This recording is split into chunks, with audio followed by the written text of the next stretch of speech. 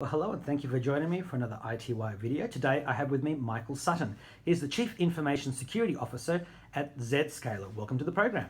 Thank you for having me. So I thought we'd just start off in the simplest way possible, and that's to ask you to please tell us what Zscaler does and provides to its customers. Sure. So Zscaler is a cloud-based model for end-user security. The industry historically has been an appliance-driven business where we buy these big expensive boxes, and that worked okay when people sat in offices and they were given corporate laptops and things like that. But 8 years ago when we launched the company, we realized that the world was changing, that wasn't necessarily the case. The workforce is very dynamic throughout there, so we needed to take a different approach. So we built this cloud-based model so that companies no longer have to manage and maintain these boxes, these appliances, and it doesn't matter where a user is or what device he's using. As long as his traffic traverses through a Zscaler cloud, we can protect that user. Sure. And how long ago did you open in Australia? When did I come to Australia? No, when did Zscaler or Zscaler we followed a atypical path in that we went global literally on day one. I mean, I joined the company 8.5 years ago. When I joined, we were still in stealth mode. We formally launched the company probably about 8 years ago to this date. And literally hired a global sales team on day one. So we really had people in Australia at that time. And so what's the short version of what it's like to be the CISO of a major tech company, and some of your perhaps career highlights over the years before and after becoming in this position? Sure. So yeah, being the CISO in a security company, I think, is different than being the CISO in a normal company. Sure, I guess it's a much heightened role, I guess. Right, because everyone's a security expert, and you're supposed to be the security expert of security experts. That's right. But so I play a little bit of a unique role in that. Yes, I have traditional CISO responsibilities. I have to keep Zscaler protected, keep our customer data protected. But I also spend a lot of my time doing outward-facing things, meeting our customers, our prospects, talking to the CISOs or other C-level executives, hearing what their problems and challenges are, and talking to them about how I'm dealing with it or how I know that other customers have dealt with some of those challenges. Sure, and some of the things you did before this role must have all been security related, or yeah. So I've done startups for most of my career. I like to say that I kind of followed the path of the hackers, and that was subconscious, not so much a direct thing, but always startups. But early startups were in the networking space because at that time the attackers were going after email servers and things like that, and networking components. And then I kind of shifted to web app security. And then when it came to Zscaler, it was end user security. And I feel like that's really what the attackers have done. Sure, and also, I mean, following the hackers gives you that sort of insight into what they're trying to do and what you have to protect against, especially in a security company, which must be a big target. Yeah, exactly. I mean, security is so dynamic; it moves so quickly. The attackers have the upper hand. They only have to be right once. That's it. You have to be right every time. They can change on a dime, right? Whereas companies, they have to go through change control procedures and budget and all this kind of stuff. So it's much more challenging to be on the defensive side. Now, you're in Australia, and it's a wonderful place to visit, and we welcome your visit here. But I just wonder, what brings you here? Is there an event, meeting with customers? Sure, yeah, it is a wonderful place. I certainly agree. I've spent a lot of my time over the past few years coming to Australia. Specifically on this trip, yes, we were doing a CISO Round Table for some customers and prospects. There's also a lot of meetings, but I mean, overall, I have done a number of trips to Australia. We're doing a lot of business here. I think that Australia is very much in the midst of this revolution of changing the way that we do security, moving to a cloud-based model. The companies get it, and that's why I'm spending a lot of my time here. Just sort of a question without notice. I mean, I was talking to another company today about hybrid cloud. That's the big buzzword, but you must be operating in that space too. Yeah, hybrid cloud, to me, it means a couple of different things. Sometimes it means, okay, hey, we're transitioning to cloud, but a lot of times when I hear it and I start asking questions about it's like, well, we're just taking these same things, these same boxes that we used to have on-prem, and we'll just go stick them in a data center. And to me, that's not cloud. That's just, hosting historical things. So sometimes I think hybrid cloud is just used by those entities that just want to be in cloud. Sure. They really aren't. It's the hype, yeah. Right. But so do you help people with hybrid cloud situations where they have on-premises and true cloud things? Is that one of the things you do? We're pure cloud. I mean, we've done it that way since day one. We don't sell hardware to companies. Now, that said, we do have this very loosely coupled architecture where we certainly have situations where customers big enough, or they have unique situations where a component of our cloud may actually live in their world and sit on their premise. But we still own it, we still manage it, we maintain it. So that's why I consider that pure cloud as opposed to hybrid cloud, where I would, some of it's on-prem, some of it's off-prem, some's owned by them, some's owned by us. That's hybrid. To me, we're pure cloud. Just sometimes that cloud may live in different places.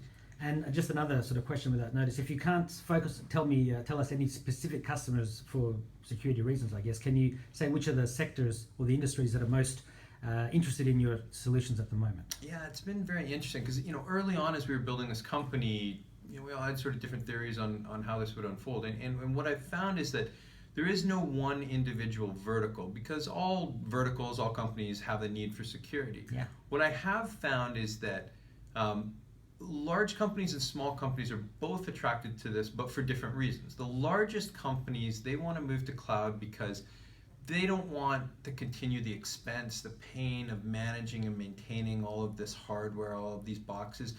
Security has sort of historically been this necessary evil that, I'm a real estate company or I'm a retailer, but I have to do security. But I don't want to, right? And they've realized that, hey, as the cloud has matured, the economies of scale it can offer, I can gain the benefit of that without really being in the business of security.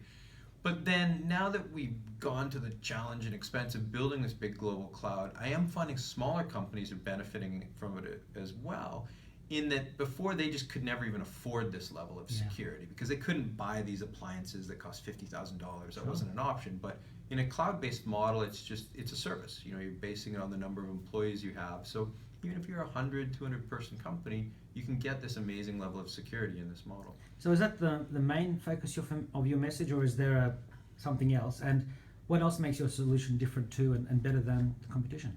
Yeah, so I think as companies are truly embracing this cloud-based model, they're realizing that they can rethink the way that they've done security.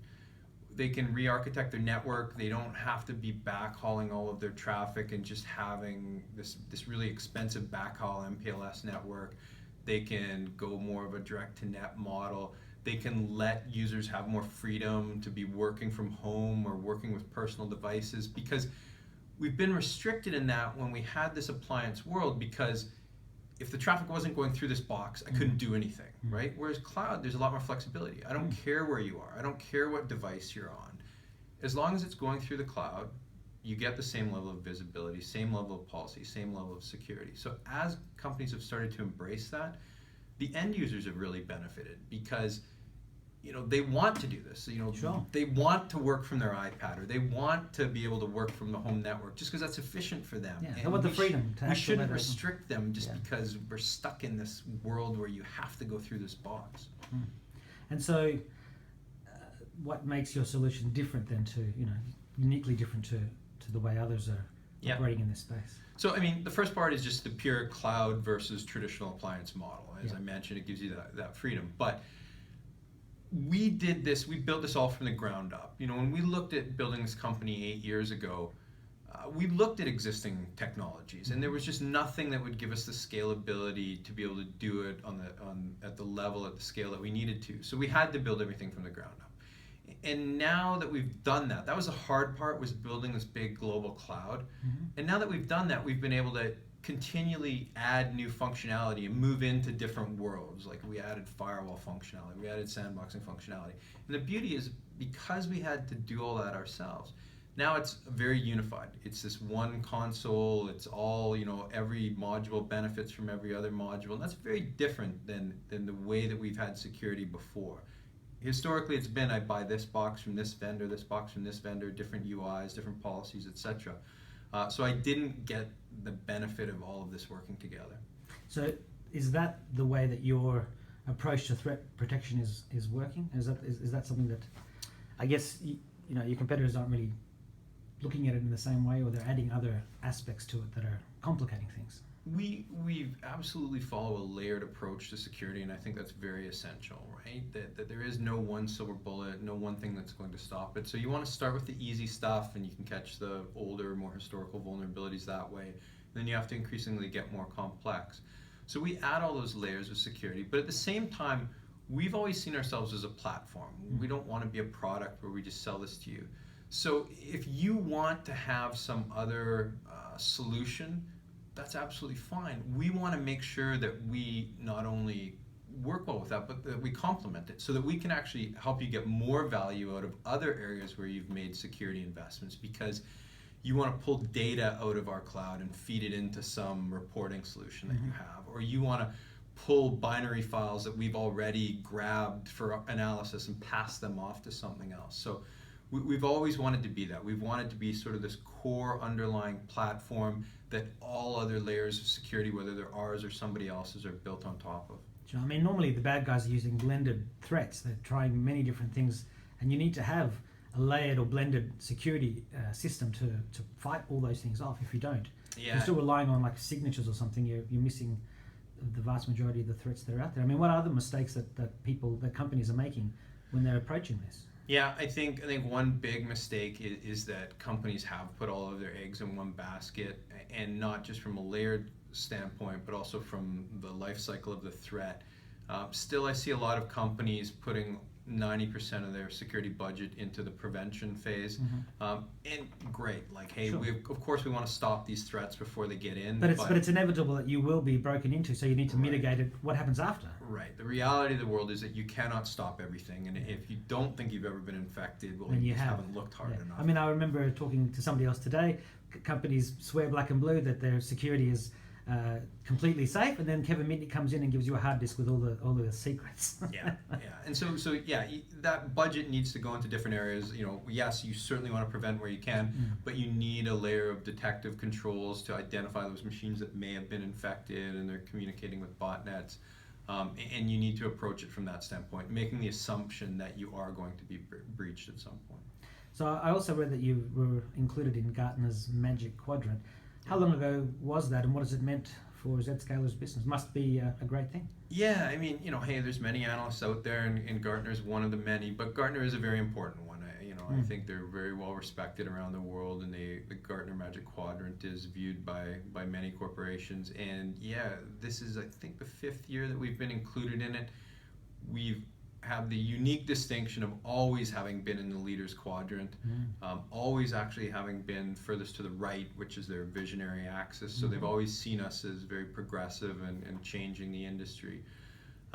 So yeah, it's been very beneficial, because there are those corporations where that's their starting point. They don't even look at other technologies. If you're not in the Gartner Magic Quadrant, if you're not in the leaders quadrant, you don't make their short list. Sure. So that's certainly been a good relationship for us. So how do you see the industry evolving over the next decade? Obviously, cloud is not going to go away, but what else do you see when you look in your crystal ball? Yeah, I mean, cloud is not a trend, that's for sure. It's here to stay. I think that, but the bigger picture of what cloud is doing is going to continue. That companies, they want to have control over their security. They want to know that they are secure, but they don't want to be in the business of owning, managing, maintaining boxes. So I think we're going to see an increased shift to that. I think companies have come to the realization that a lot of these legacy security technologies, like every company does host-based antivirus, they do URL filtering, but that's offering very, very little protection. So I think companies are taking that budget and they're saying, well, I may still need that, but I'm not going to spend money on it. I'm comfortable with free host-based antivirus. Now I'm going to free that money up, and I'm going to invest in something that's going to catch the bad stuff, the ransomware, things that are more dynamic, like a sandboxing approach.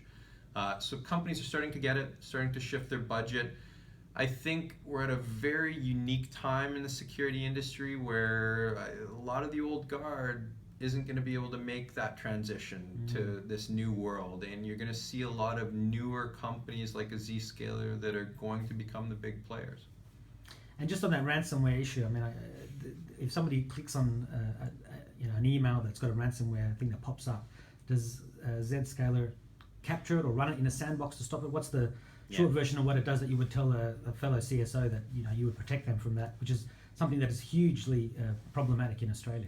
Yeah, it's interesting. So I'd say of the issues that I get asked about the most, ransomware would certainly be at the top of the list. Yeah. It's been a very effective attack vector. And I'd say a disproportionate number of the calls come from Australia. Australia has definitely felt the pain of We are the ransomware capital, sadly. Yeah. Clearly, yes, Yeah. and I my own empirical evidence backs that up. But the good thing, if you will, is that there's really two key solutions. You know, one, back your stuff up. Right? Everything, yeah, to the nth degree. If that was done properly, Wouldn't this be a wouldn't be problem. as big of a problem. That's Absolutely. right, yeah. But the other thing is, if you take a dynamic approach to security, ransomware is very defeatable, right? The problem is that we're so reliant on static-based technologies, signature-based technologies, and the ransomware authors are really good at morphing their malware. Absolutely, So yeah. that's the problem with a signature. I can only write a signature for what I know I'm going to write. So if it's a Sure. new variant, I can't write a signature. But if I take that malware, I put it in a sandbox, I run it, it's actually very verbose. It's very obvious that it's ransomware because it starts encrypting everything on the hard drive. So that's a great example of where companies have they've continued to do things the way that they've done for the last 10 years, and they haven't adapted to what the attackers are doing. And there are many solutions out there that can do that. You do those two things, back your stuff up, do dynamic approaches to security like sandboxing, it's very defeatable. So if someone's running Zscaler and they do run a piece of malware, they'll get an alert and they'll be protected from that. Yeah, so again, we take that very layered approach to security. So we start with the easy stuff, blocking where it came from, or blocking a hash of the file, or doing inline antivirus, the easy stuff. But if it gets through and someone Right. tries to run it, Yeah, but if it gets through, then we can do things like send it to the sandbox and dynamically analyze it. And the great thing also about being in a cloud-based environment it happens very quickly. yeah, absolutely. It may be the first time you've downloaded that file, but maybe one of our other 15 million end users already downloaded it. Sure. So you get that instant analysis. We call it the cloud effect. So that's another benefit of doing it that way. Sure. So look, just to change gears as we get to towards the end of the interview, I always like to shake things up a little bit by just asking you if you could please share the best piece of advice that you've ever received to help you get where you are today. Sure. I think the best piece of advice is don't be afraid to fail. I've spent my life in startups, and you don't do that if you're scared of making mistakes. Building a company like Zscaler, totally new approach to doing this. If we'd been afraid of failure, we never would have made this journey. But I think that also translates to the enterprises in that, it's those enterprises, it's that CISO who's so afraid of failure that he's just going to keep doing things the way they've always been done because I'm never going to get in trouble for that. Well, he's never going to be the progressive CISO. He's never going to beat that ransomware because he didn't want to take a different That approach. ransomware will come to bite him in the butt. Exactly, right? So yeah, I think that's a lesson. If you're not failing, you're not learning. Sure. Well, that's a life lesson of for any aspect of life. And so, what would your final message be to iTWire viewers and readers, and for your current and future customers watching now? Sure. So I think enterprises need to adapt, and as I mentioned earlier, the attackers have the advantage. So one thing I tell CISOs is I say think of 3 users in your organization, because all organizations have these users, right? You got the guy who sits in the office all day, 9 to 5. That's where he does his work. Yeah. Then you have the guy who, let's say, is a salesman. He's out on the road. He works at a coffee shop. And then you've got, let's say, your C-level executive. He's a real road warrior. He's out at the airport. He's on his own device, his iPad, his iPhone. And ask yourself, my security solutions that I have in place, would I have an equal level of visibility and security for all 3 of those? And most companies, the first individual, the guy sitting in the office, he's well protected. I have good visibility because that's what we built the security architecture for. All those boxes, they work well if you're sitting in the office. But as soon as he becomes that salesman that goes to the coffee shop, now he's not behind those boxes. Now we're just relying on the antivirus on his laptop, VPN, which is never going to catch, never going to catch that ransomware, those more dynamic threats. And then I move to my CISO or my C-level executive who's on his own device. Now I really don't have any control because I can't even run something like antivirus. I have no visibility. It's not feeding my SIM system. I mean, the exceptions for CEOs are legion. They run their own devices, and they're the ones who have infected the whole network because don't always don't piss off the CEOs. And hard to tell him what he can't do. That's right. But and to me, that's really why we built a cloud-based model, because in those 3 users, they have completely different levels of security and visibility based on where they're working today and what device they've chosen to work on. Well, clearly there's a weakness there, right? Cloud levels the playing field. I don't care where the user is. I don't care what device they're on. I get the same level of visibility, same level of security. So whether Zscaler is the right solution or not, I think that's a question that resonates with most CISOs. Sure. Well, Michael, best of luck with the round table Great. and your trip to Australia. Thank you for taking part in this interview, and I hope to talk to you again in the future. Thank you for having me. I appreciate it. Thank you.